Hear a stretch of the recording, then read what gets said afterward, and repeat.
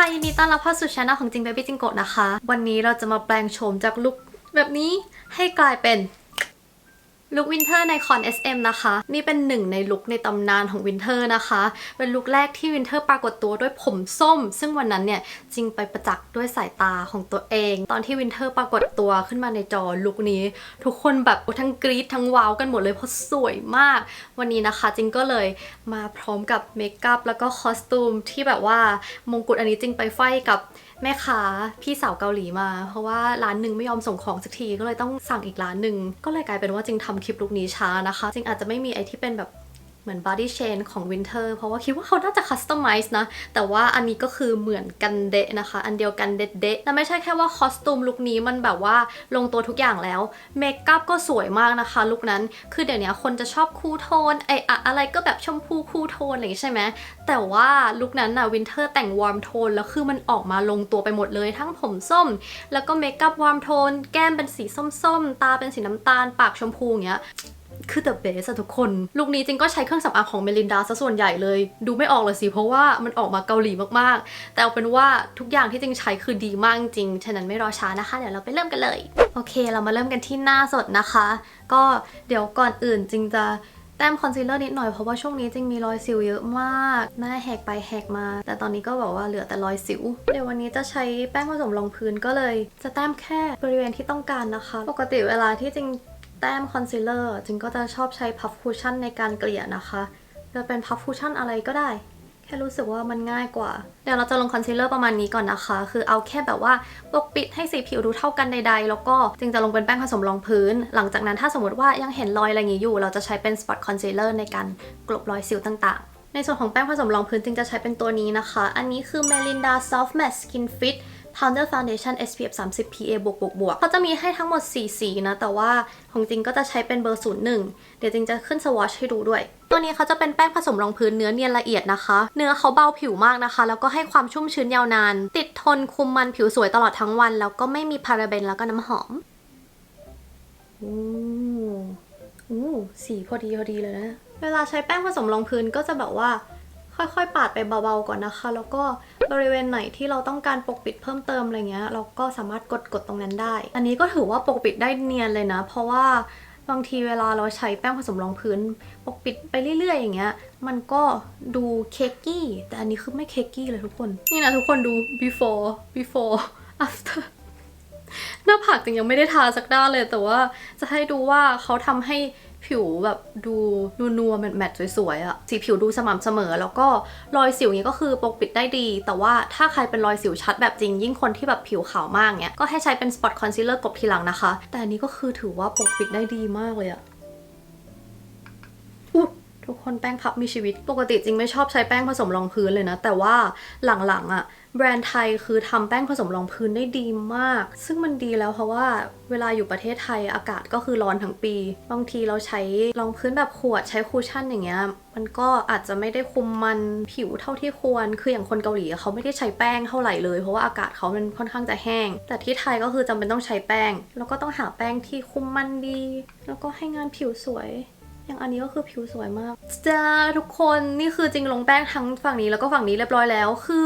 งานผิวดีมากเลยอะเหมือนแบบมันเนียนไปกับผิวทำให้สีผิวดูสม่ำเสมอมากแล้วก็เรื่องการปกปิดอะเขาปกปิดได้ดีกว่าที่คิดนะอันนี้ตอนแรกอะคือคิดว่าอาจจะต้องทาคอนซีลเลอร์เพิ่มเยอะหน่อยเพราะว่าจริงรอยสิวเยอะใช่ป่ะแต่ว่าดูในกล้องแล้วก็ดูในกระจกเนี่ยงานผิวมันแบบเบลอสวยฟุ้งมากรูขุมขนใดๆก็ถูกพรางไปเรียบร้อยแล้วอาจจะมีรอยที่แบบแดงมากๆอย่างตรงนี้ที่จริงจะต้องแต้มคอนซีลเลอร์เพิ่มแต่นอกนั้นคือโอเวอร์ออลผิวสวยมากนี่คือไม่ต้องพึ่งรองพื้นขวดใดๆเลยอันนี้คือถือว่าผ่านดีมากเลยอะ Soft Matte Skin Fit จริงเนียนไปกับผิวเลยทุกคนอันนี้คือดีโอเคแนะนำก็ยังไงถ้าใครสนใจเดี๋ยวจริงจะใส่พิกัดไว้ให้ใต้คลิปนะคะแล้วก็สามารถไปตามกันได้อันนี้ผิวสวยมากจริงคอนเฟิร์มเพราะว่ากล้องโปรขนาดนี้มันไม่หลอกมันหลอกไม่ได้อันนี้จริงก็จะใช้คอนซีลเลอร์แต้มเฉพาะจุดไปอีกนิดนึงนะคะเสร็จแล้วจะเขียนคิ้วนะคะอันนี้คือจริงย้อมขนคิ้วมาก่อนแต่งหน้าด้วยคือจริงอะจริงย้อมมานิดนึงอยู่แล้วรู้สึกว่าแบบเฮ้ยลุคของวินเทอร์ขนคิ้วคืออ่อนมากจริงก็เลยย้อมขนคิ้วอีกรอบนึงแล้วก็เดี๋ยวจะใช้ที่เขียนคิ้วช่วยนะคะอันนี้จะใช้แบบฝุ่นจะใช้ประมาณแบบ 2 สีนี้เป็นสีหลักแต่จริงจะใช้สีอ่อนสุดในการเขียนโค้งคิ้วก่อน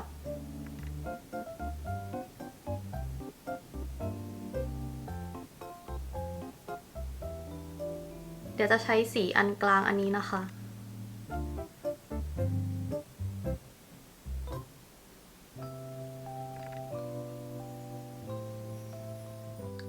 เสร็จแล้วจะปัดมาสคาร่าคิ้วด้วยมาสคาร่าใสนะคะปัดตรงหัวคิ้วให้ตั้งๆนะคะแล้วก็ระหว่างกลางจนถึงปลายเราจะปัดให้มันตกๆคนไทยแล้วก็แบบว่าสายฝอจะชอบฮิตแบบขนคิ้วฟุ้งๆตั้งทั้งหมดอะไรอย่างนี้ใช่ไหมแต่ว่าที่เกาหลีคือเขาจะให้มันไปตามแนวขนคิ้วตามธรรมชาติเลยเสร็จแล้วจะคอนทัวร์นะคะอย่างแรกที่ต้องมาเลยก็คือจมูกด้วยความที่มันเป็นสเตจเมคอัพเนี่ยดูในทีวีมันจะดูพอดีใช่ไหมแต่ว่าถ้าดูตัวจริงก็อาจจะดูเข้มนิดนึงเพราะว่าเวลาช่างแต่งหน้าเขาแต่งศิลปินเขาก็จะดูตามแสงของperformance นั้นๆว่าแสงมันจ้ามากแค่ไหนถ้าแต่งเบาไปก็จะมองไม่เห็นมันเลยทำให้เวลาที่เราเห็นไอดอลเซลฟี่อะไรเงี้ยมันอาจจะดูเข้มเกินไปเพราะว่าจริงๆอันนั้นคือเป็นสเตจเมคอัพนะคะมันไม่ได้เป็นเมคอัพที่เขาแต่งในชีวิตจริงแบบ everyday look แล้วก็คอนทัวร์กรอบหน้านะคะ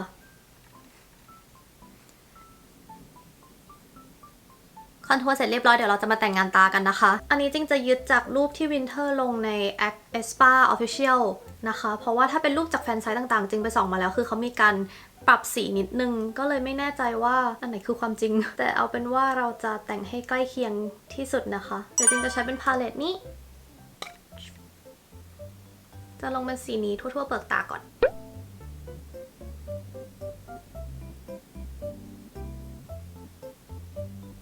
จากนั้นก็ลงใต้ตาด้วยนะคะ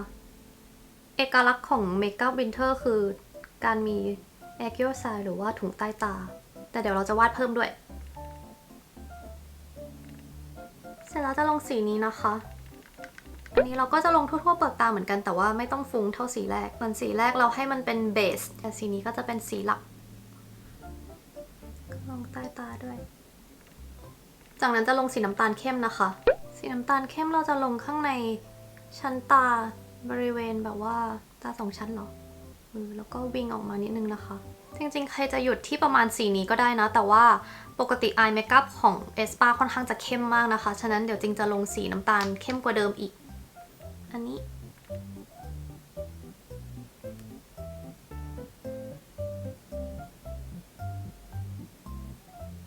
แล้วจริงจะใช้สีนี้ลงบริเวณถุงใต้ตานะคะอายเมคอัพของวินเทอร์ส่วนใหญ่มันจะเข้มมากๆแบบว่าถุงใต้ตาก็เข้มด้วยฉะนั้นก็ระบายไปก่อนได้เลยเพราะว่ายังไงเดี๋ยวเราก็จะใช้กลิตเตอร์ในการทำให้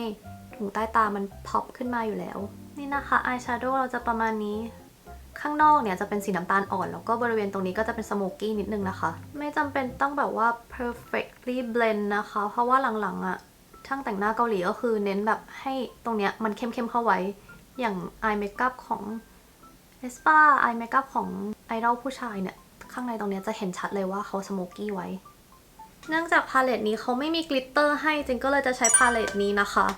จริงเทสมาแล้วว่ากลิตเตอร์เขาอันเนี้ยมันวิงมากโอ้วิงป่ะทุกคนดูดิโอ้อันนี้เราจะแต้มบริเวณตรงกลางนะคะทุกคนมันวิงมากเลยอะตอนแรกจริงคิดว่าจริงจะซื้อแบบลิควิดกลิตเตอร์อะไรอย่างงี้มาแต่ว่าปรากฏว่าอันนี้คือวิงมากวิงกว่าอายแชโดว์เกาหลีอีกเนี่ยแล้วก็จะลงใต้ตาด้วยนะคะ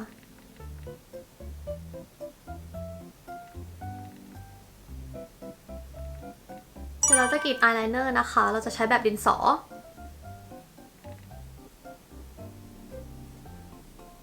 แล้วก็จะวิงออกมานะคะ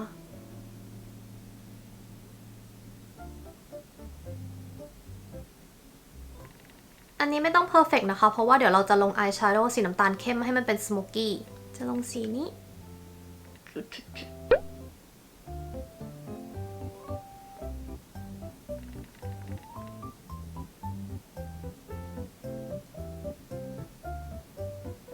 เสร็จแล้วจะดัดขนตานะคะ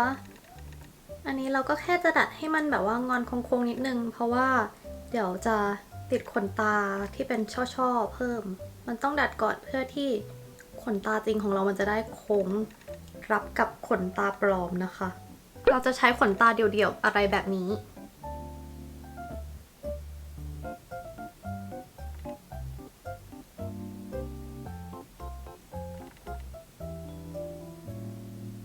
โอเคทุกคนหลังจากเจงสู้แล้วปรบมือกับขนตาจับช่ออันนี้คือ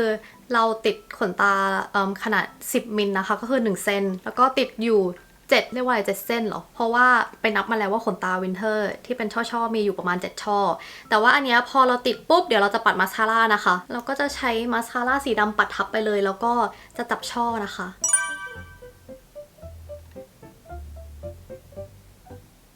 เราจะใช้แหนบจับช่อเบาๆนะคะให้ขนตาจริงของเราเนี่ยไปอยู่ช่อเดียวกับขนตาปลอมเลย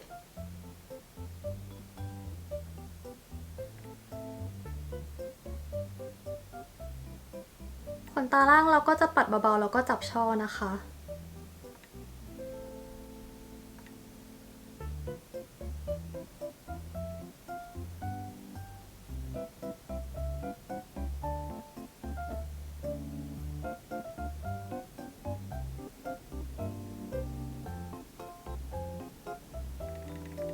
เดี๋ยวเราจะวาดถุงใต้ตานิดนึงนะคะซึ่งอันเนี้ยก็ไม่ได้ถึงกับแบบว่า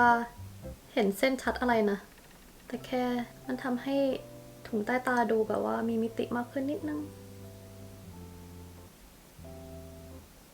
เสร็จแล้วจะปัดแก้มนะคะจึงจะใช้เป็น2สีนี้คือจะใช้สีอ่อนสุดของเชดดิ้งแล้วก็สีส้มอันนี้นะคะลุคนี้ของวินเทอร์คือปัดแบบหน้าแก้มตรงนี้เลยอันนี้คือสีมันไม่ได้เข้มขนาดนั้นแต่ว่าเราจะปัดให้มันเป็นเบสนะคะเพราะว่าถ้าเราใช้สีเข้มปัดไปปื้ดเดียวทีเดียวอย่างเงี้ยบางทีมันจะดูไม่เป็นธรรมชาติใช้สีข้างบนนะคะนี่โทนส้ม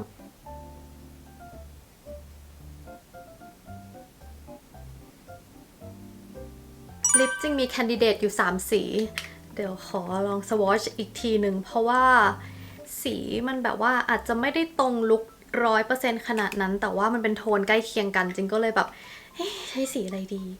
Paris Pink Rose Punch แล้วก็ Pumpkin Latte Rose Punch น่าจะตรงสุดหรือเปล่าสีเนี้ยน่าจะใกล้เคียงสุดแต่เดี๋ยวจะผสมกับสีนี้แล้วกัน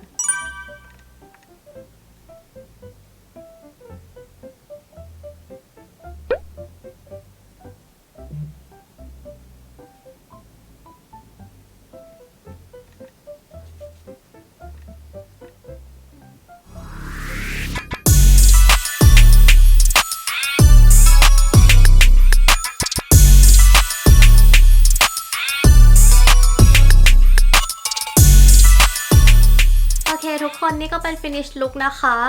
ก็นั่นแหละได้อย่างที่เห็น จริงก็ค่อนข้างจะชอบลุคนี้นะไม่รู้ว่าทุกคนชอบลุคนี้ไหมยังไงก็หวังว่าทุกคนจะแต่งตามกันได้นะคะอย่างขนตาที่มันยากอะไรอย่างเงี้ยคือไม่ต้องติดเป็นช่อก็ได้พูดจริงเอาแค่แบบว่าปัดมาสคาร่าแล้วก็เอาเนี่ยปิดอย่างเงี้ยมันก็โอเคแล้วแต่แค่ด้วยความที่ลุคนี้มันเป็น stage makeup มันก็เลยจะต้องแบบจัดเต็มทุกอย่างขนตาต้องใช้กล้องแฟนไซส์ซูมมาแล้วต้องเห็นว่าขนตามันแบบเป็นช่อๆถ้าตัดเรื่องขนตาปลอมไปบอกเลยว่าลุคนี้แต่งง่ายมากๆฉะนั้นก็อย่าลืมไปลองแต่งกันนะคะแล้วไว้เรามาเจอกันคลิปหน้าค่ะ